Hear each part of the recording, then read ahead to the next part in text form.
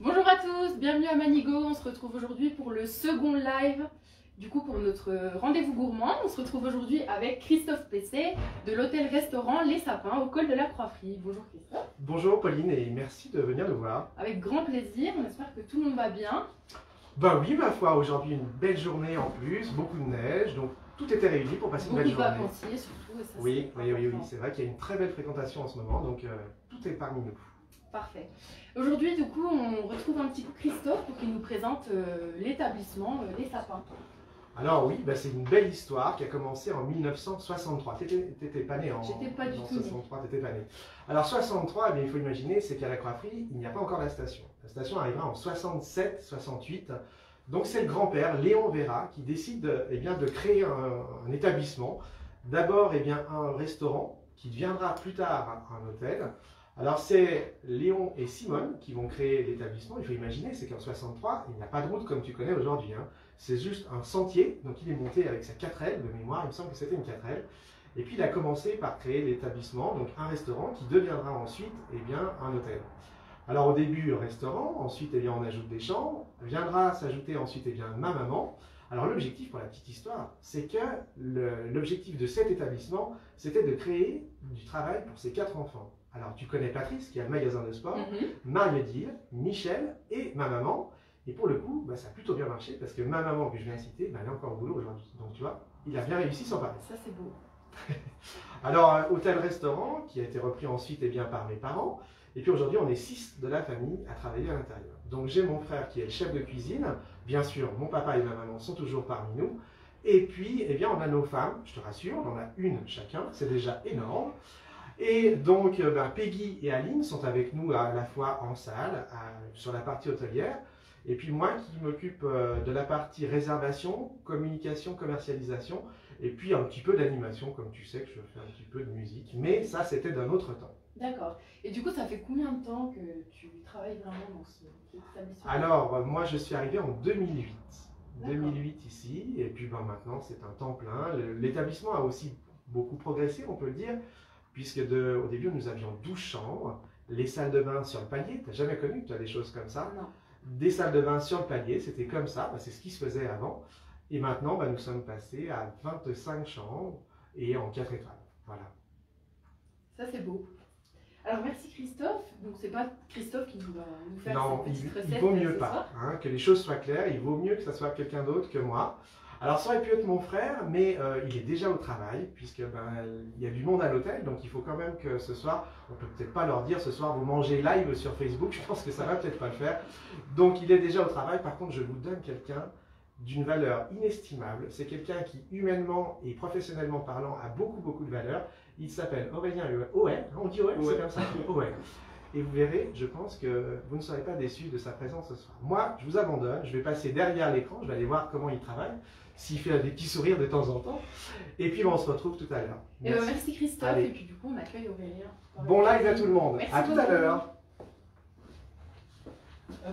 Alors salut Aurélien. Bonsoir. Alors du coup, est-ce que tu peux te présenter un petit peu? Alors moi c'est Aurélien Oé, donc je suis le chef pâtissier à l'hôtel Les Sapins depuis maintenant 2 mois et demi. Donc j'ai rejoint l'équipe maintenant à l'année ici. Et ce soir j'ai décidé de vous présenter le gâteau de Savoie. Tout simplement parce que c'est le gâteau phare de la région.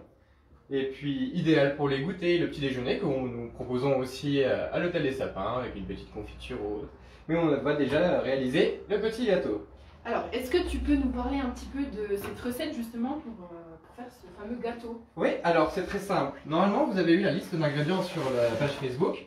Alors pour cette recette, il nous faudra 2 pesées de sucre que nous avons là, des jaunes d'œufs, de la farine et de la fécule que j'ai déjà mis ensemble, et des blancs d'œufs. On va rajouter des zestes de citron jaune frais pour donner du peps au gâteau.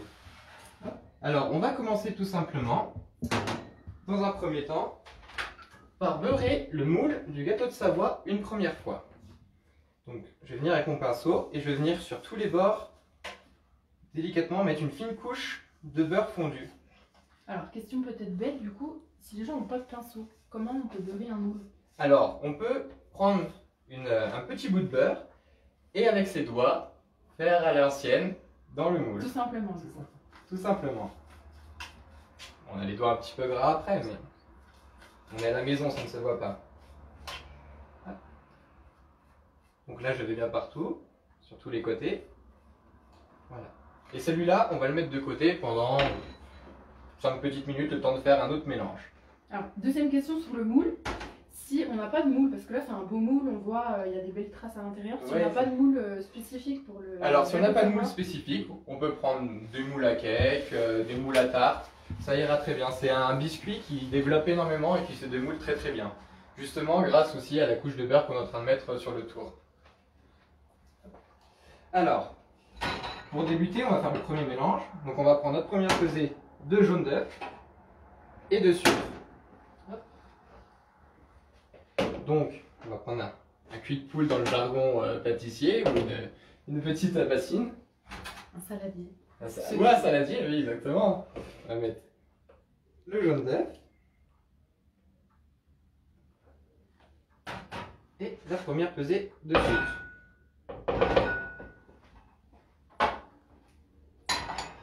Et tout de suite, on va mélanger pour blanchir et incorporer de l'air dans le jaune. Alors ce mélange est très important, ça va être pour le développement du biscuit tout à l'heure. Là il faut être un peu énergique. Alors, on aurait pu le faire au batteur, mais à la maison... C'est la question, est-ce que ça vaut le coup de le faire... On peut le faire à la main, surtout pour une recette. Nous on a l'habitude de faire beaucoup de quantité pour les petits déjeuners le matin. Donc là on peut se permettre de le faire à la main. Concernant le gâteau, un gros gâteau comme ça, c'est pour combien de personnes? Oh, on pourrait dire 6 personnes pour des gourmands. Ouais. C'est un gâteau très léger. Hop. Alors là, mes jaunes et mes sucres sont blanchis. On va laisser reposer ce mélange-là sur le côté. Et là, on va reprendre notre moule. Alors notre beurre a commencé à prendre sur les bords. Et là, c'est le moment de mettre la deuxième couche de beurre. De la même façon. De façon très fine sur tous les bords. Donc du coup, on recommence... On recommence une deuxième fois, oui. D'accord. Donc pour le démoulage, et là ça va être pour ajouter du sucre pour le petit côté croustillant à la cuisson.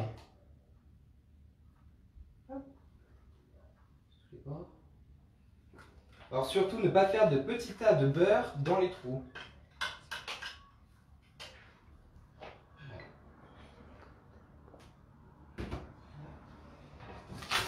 Alors, là j'ai préparé du petit sucre à côté qui n'était pas dans la pesée. Justement, on va venir avec une petite pelle ou à la main, une petite cuillère à soupe. Donc là c'est un petit peu aléatoire du coup.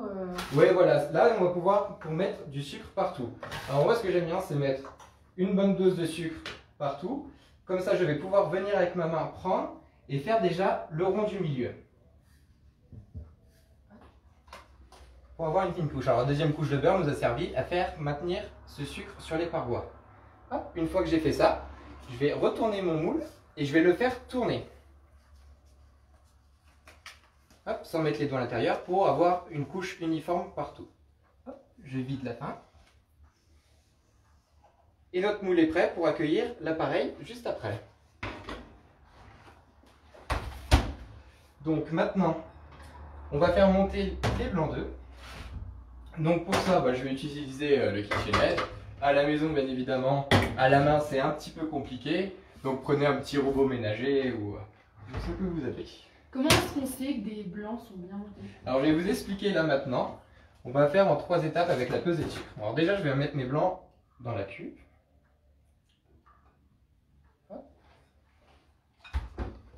Ouais, et on va démarrer le batteur.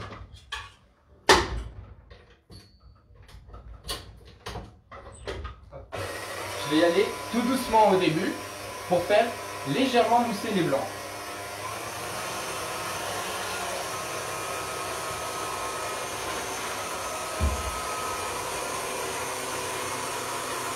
Une fois que c'est légèrement moussé, on va mettre le sucre en 3 fois. Donc là, la première fois, ça va faire pour démarrer les blancs pour qu'ils puissent bien monter.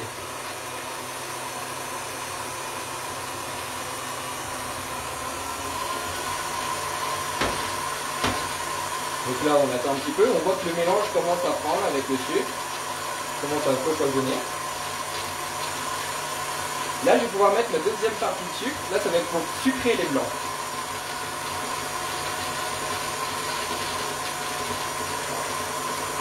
Et ma dernière pesée, ça va être pour serrer les blancs une fois qu'ils seront montés. Pour cette recette, il faut que les blancs ne soient pas trop montés pour avoir un biscuit très aérien. Si on a des blancs trop montés, ça va être trop pâteux et à la cuisson, ça va se ressentir, c'est un biscuit lourd, alors que le biscuit de Savoie est un biscuit aérien.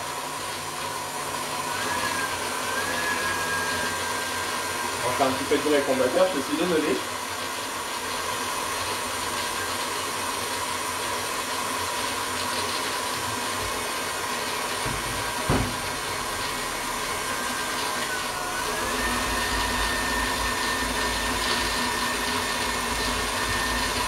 Là, je vais pouvoir mettre ma dernière pesée dessus.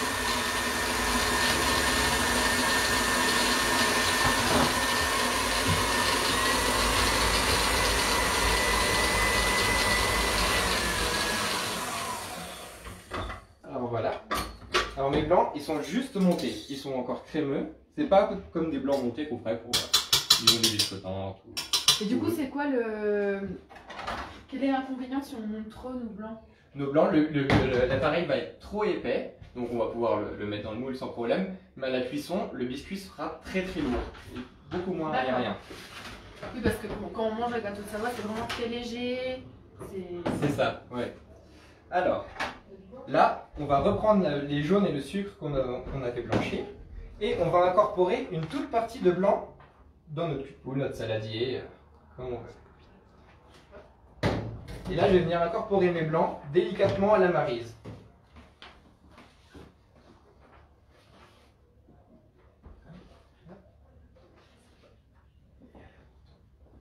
Une fois que ce mélange-là est homogène, je vais pouvoir l'incorporer à mon reste de blanc qui est dans ma cuve de batteur.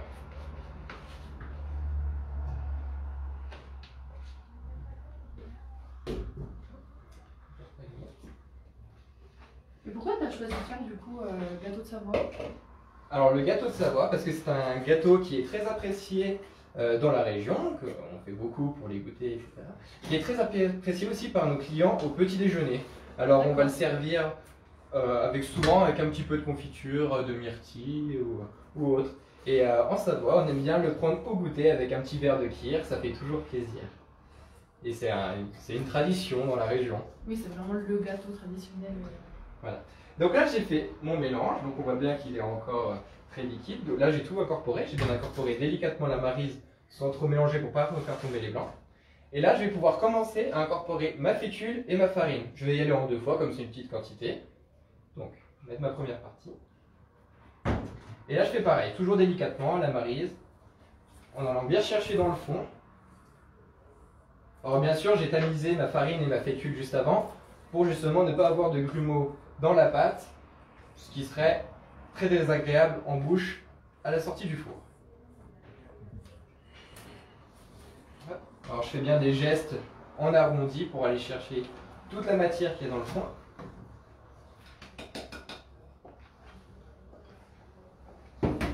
Alors moi par exemple, je suis pas du tout bonne pâtissière. J'ai une question bête. Il y a pas de Si jamais il y a des grumeaux dans la pâte. Alors là, alors ça serait justement un problème que la farine ne serait pas tamisée, ou alors un mauvais mélange. Après, alors sur un biscuit, c'est très compliqué de récupérer les grumeaux. Dans un appareil à crêpes, le mixeur est notre ami si jamais il y a des grumeaux. Donc là, on peut voir que la pâte n'a pas de grumeaux. Voilà, une bonne incorporation. Pardon, excusez-moi. Alors là, ça va être le moment. Non, pas tout de suite, excusez-moi. Justement, là, je vais prendre un citron jaune frais. Donc là, je vais prendre une microplane, ce qui va me permettre de retirer juste la petite pellicule qu'il y a au-dessus pour récupérer que le jaune, qui va apporter du peps au produit. Le blanc ici, si nous prenons le blanc, il y aura de l'amertume. Alors c'est pour ça qu'on prend juste la pellicule du dessus. Donc là, on va mettre un citron complet.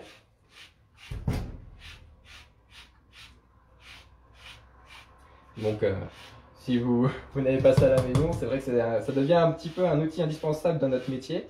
Parce que c'est vraiment agréable de travailler un fruit sur toute sa nature, en entier. Est-ce qu'on peut mettre du jus de citron à la place?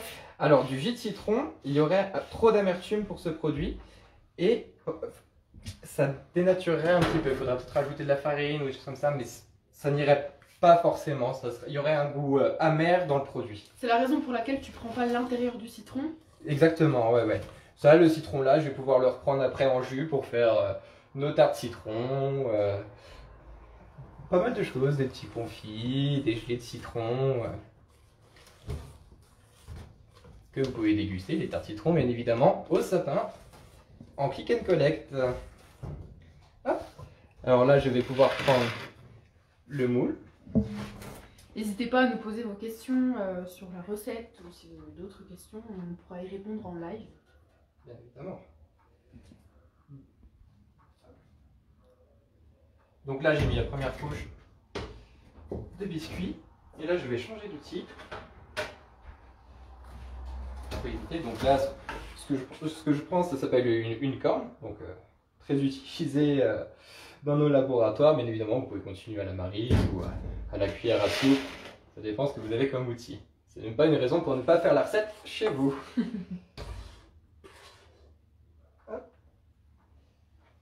Et voilà. Alors, moi, ma petite astuce, c'est que je reviens toujours avec une petite palette vers le centre pour appuyer, sans toucher le bord, bien évidemment, un petit peu le mélange pour qu'il soit de la même consistance partout. Voilà. Alors, on n'a pas regardé notre montre. Du coup, en termes de temps, tu as mis à peu près combien de temps pour la préparation? Pour la préparation, j'ai mis un petit quart d'heure. D'accord. Un petit quart d'heure, ouais. Mais après, bon, ça peut être moi, on discute. Oui, mais ça dépasse pas, bien évidemment, ouais. Alors là, j'ai préchauffé par contre avant, bien évidemment, mon four à 165 degrés. Donc là, on va pouvoir l'enfourner. Donc je vais le donner derrière vous. Voilà. Donc, justement, on va mettre un petit minuteur en 165 degrés pendant 30 minutes. Hop, une petite 30 minutes avec le petit minuteur au son, évidemment. Et entre-temps, j'en ai préparé un deuxième à l'avance pour le démoulage et faire une petite finition avec vous montrer du coup à quoi ressemble le gâteau de Savoie quand il est cuit. Exactement. Si on veut bien me le passer. Il arrive. Oui. Y a-t-il des questions un petit peu?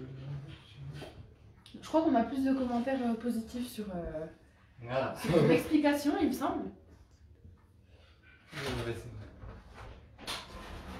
Ah, le gâteau arrive, le voilà. Donc là, c'est le gâteau que j'ai fait juste avant. Donc il est encore dans son goût. Donc là, on a des moules assez pratiques. La petite encoche. Hop. On voit qu'il reste légèrement de sucre. Mais le but, c'est d'avoir une petite couche croustillante sur tout le gâteau. Hop. On va le retourner. Wow. Et voilà le gâteau de Savoie. On peut le cuire un peu plus longtemps ou c'est vraiment... Si on va le cuire un peu plus longtemps, il va être très sec. D'accord. Ce sera pas agréable. Là, 165 degrés, même dans un four ménager, 30 minutes, c'est la bonne. Après, on peut rajouter 2 petites minutes, 3 petites minutes, ça dépend on cuisine à côté. Donc là, je vais y mettre un tout petit peu de sucre glace sur le dessus, histoire de lui refaire ressortir un petit peu les rainures qu'on a à droite à gauche. Pour la gourmandise, je vais remettre un petit peu de citron, mais cette fois-ci du citron vert, pour qu'il soit un peu plus péchu en termes de couleur. Est-ce qu'on peut mettre autre chose que le citron? S'il y a des gens qui dans le gâteau de Savoie? C'est ça. Alors, un petit peu, la recette traditionnelle, c'est avec du citron, mais bien évidemment, on peut mettre d'autres arômes, même de la fleur d'oranger. Ça fera un très bon biscuit aussi.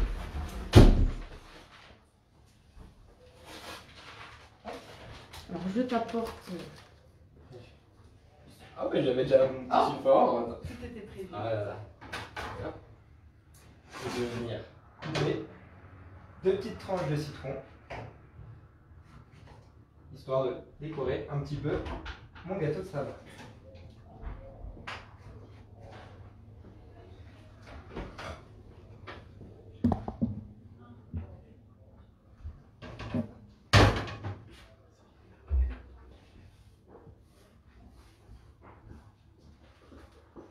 Donc voici le gâteau de Savoie de l'hôtel-restaurant Les Sapins.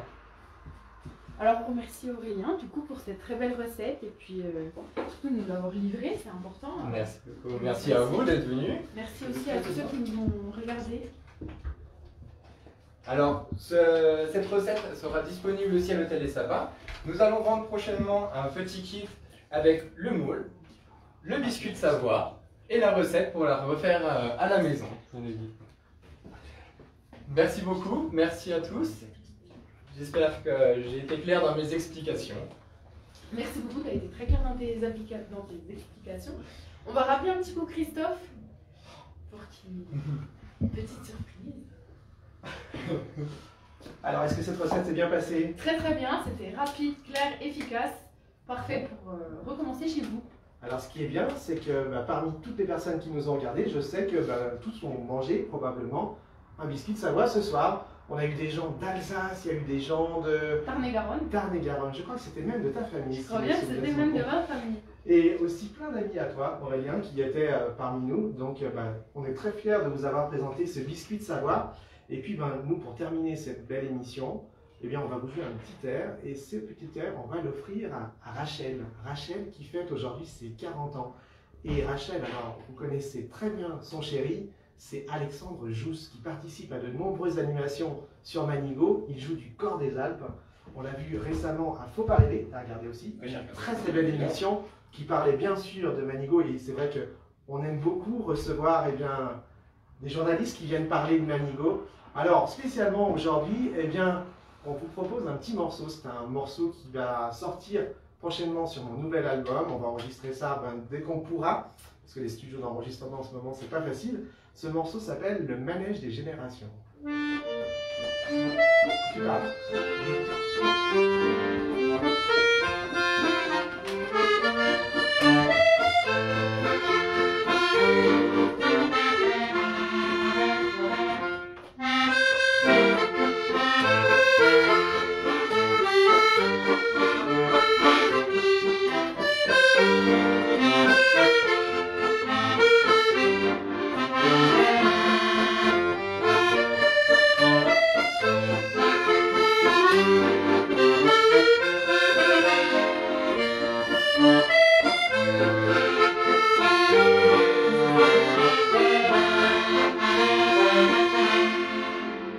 Merci à tout le monde, bon anniversaire Rachel, merci à l'Office de tourisme de Manigo, merci beaucoup à Pauline, et puis à bientôt pour de nouvelles aventures. Merci beaucoup pour votre accueil, merci à tous pour votre fidélité, si vous étiez là ou si vous allez encore nous rejoindre les semaines à venir. N'oubliez pas, c'est encore pendant 2 semaines, du coup 2 mardis de suite, qu'on vous retrouve pour un mardi gourmand. À bientôt.